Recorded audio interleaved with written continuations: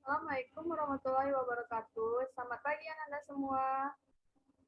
Waalaikumsalam warahmatullahi wabarakatuh. Selamat pagi, Bu. Bagaimana kabarnya? Apakah Anda semua sehat walafiat? Alhamdulillah sehat, Bu. Ibu gimana kabarnya? Alhamdulillah, itu juga baik. Jangan lupa untuk menjaga prokesnya ya. Baik, Sama Bu. siapa ketua kelas di sini? Rino, Bu. Baik, kepada Rino, misalkan untuk baca doa.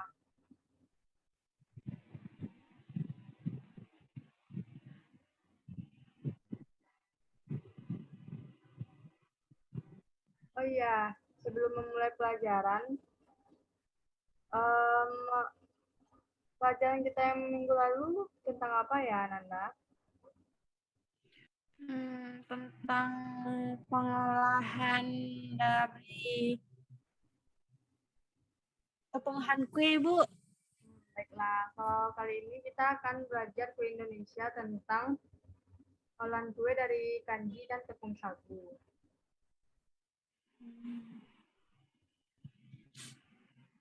Baik, Bu. Baiklah, Ibu akan memulai pembelajarannya ya. Silakan Baik, perhatikan fokus ya Anda. baik, Bu. Ini Ibu akan menjelaskan kue Indonesia dari bahan kanji dan tepung sagu. Tepung sagu terbuat dari pohon sagu, sementara tepung tapioka terbuat dari singkong. Tepung sagu adalah hasil proses pengeringan dari endapan bagian tengah pohon sagu yang sebelumnya telah dihaluskan dan dicampur air.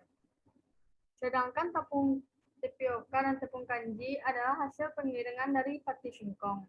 Tepung sagu memiliki warna putih susu dengan tekstur yang garing dan kesat. Sedangkan tepung tapioka berwarna putih bersih dengan tekstur yang licin. Tepung sagu biasanya digunakan dalam adonan pempek, bakso, siomay, kue sagu, keju, dan selendang mayang. Sementara itu, tepung tapioka sering digunakan untuk membuat cireng, kerupuk, rempeyek, dan ronde. Serta warnanya yang bening, tepung tapioka juga sering digunakan sebagai bahan pengental dalam aneka tumisan.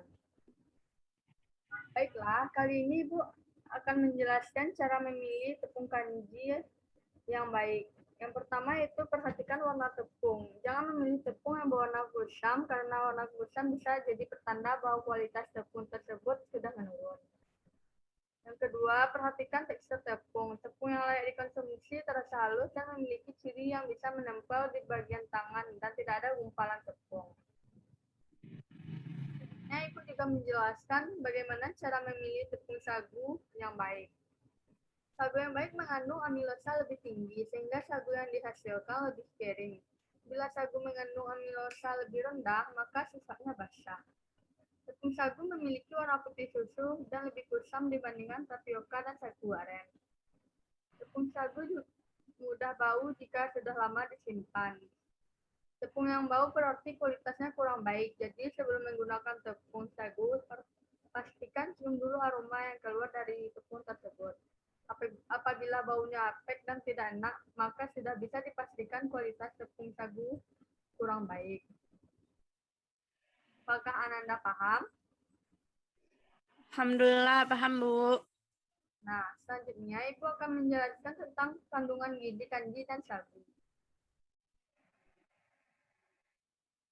Kandungan gizi yang terdapat pada sagu yaitu memiliki protein 0,2, abu 0,32, serat 0,15, pati 75,88, amilosa 23,94, dan amilopektinnya 76,6.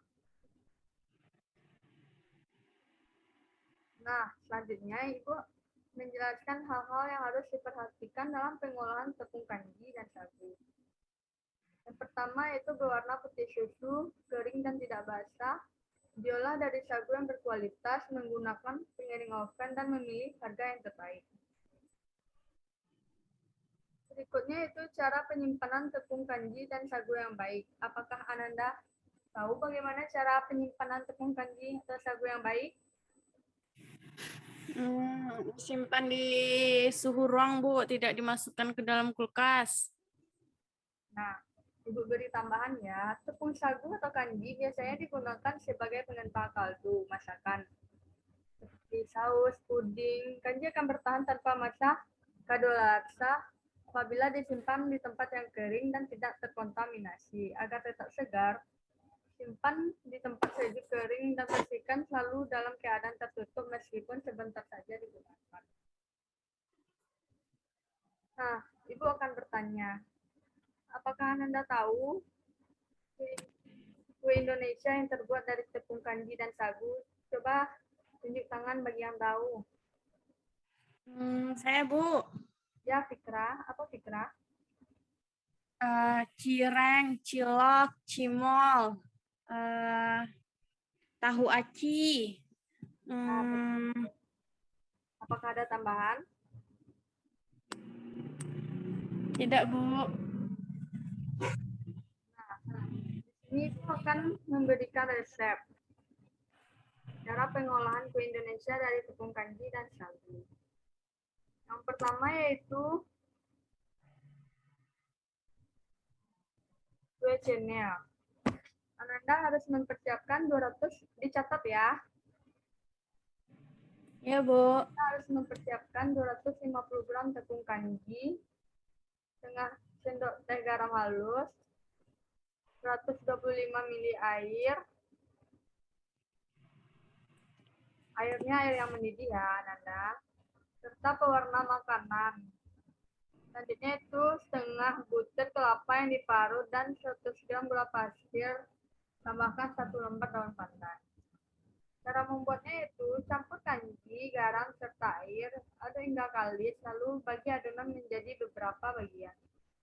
Setelahnya beri pewarna sesukanya pada masing-masing adonan dan bentuk adonan sesuai selera. Rebus air hingga mendidih, yang masukkan adonan. Rebus adonan hingga mengapung dan saring. Lalu kukus parutan dan daun pandan. Sajikan dengan taburan kelapa dan gula pasir. Apakah Ananda paham? Paham, Bu. Nah, lebih banyak lagi yang bisa kita praktekkan. Nanti Ibu kirimkan ya resep-resepnya. Baik, Bu. Kita praktekkan yang Ibu sebutkan tadi saja dulu. Nah, Baik, untuk Bu. menambah materi, Ibu akan menjelaskan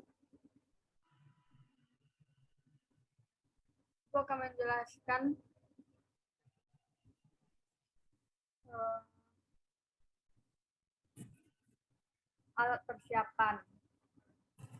Apa saja alat persiapan untuk dalam pembuatan kue ini? Apakah ada Nanda yang tahu? Saya, Bu. Ya, Fikra, coba sebutkan. Ada baskom untuk menguleni adonan, ada gelas ukur, timbangan, piring, terus panci, kompor, sendok pengaduk. Ya, benar. Sebelum menutup pelajaran, Ibu akan menjelaskan sedikit dari materi yang tadi.